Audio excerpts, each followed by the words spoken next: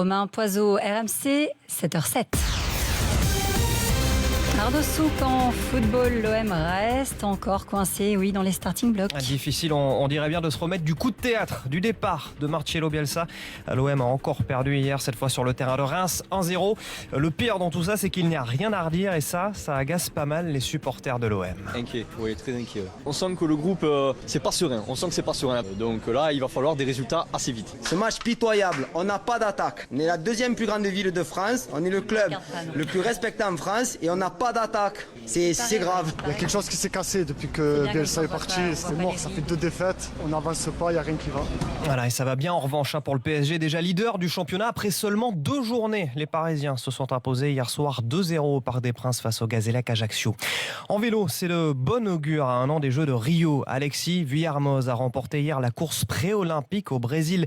La répétition générale, en d'autres termes, des Jeux. Mélanie Ferreira, vous étiez sur place pour RMC, les Bleus ont brillé. Oui, 2 Français sur le podium. Alexis Vuillermoz, le gagnant de la course, est satisfait. Pour l'équipe de France, c'était vraiment important de gagner aujourd'hui. On avait vraiment l'équipe la plus forte, mais il y avait un beau challenge, j'étais loin d'être fait. Parce que si le parcours longe tranquillement les belles plages de Rio, il est loin d'être facile. C'est vrai que ça fait de nombreuses années où on n'avait pas vu un tel parcours aussi exigeant, avec des montées très dures, mais aussi des pièges, avec notamment les pavés. Même si la sélection des athlètes n'est pas encore définitive, pour Bernard Bourreau, le sélectionneur de l'équipe de France, il est important de repérer. Pour connaître le parcours, reconnaître les particularités, les exigences, le climat qu'on a ici, tout ce qu'il y a autour pour pouvoir préparer les Jeux au mieux possible, quoi. Les supporters brésiliens, eux, se préparent aussi, même si le cyclisme est loin d'être le sport national ici. Ils étaient nombreux sur le bord des routes pour encourager les coureurs.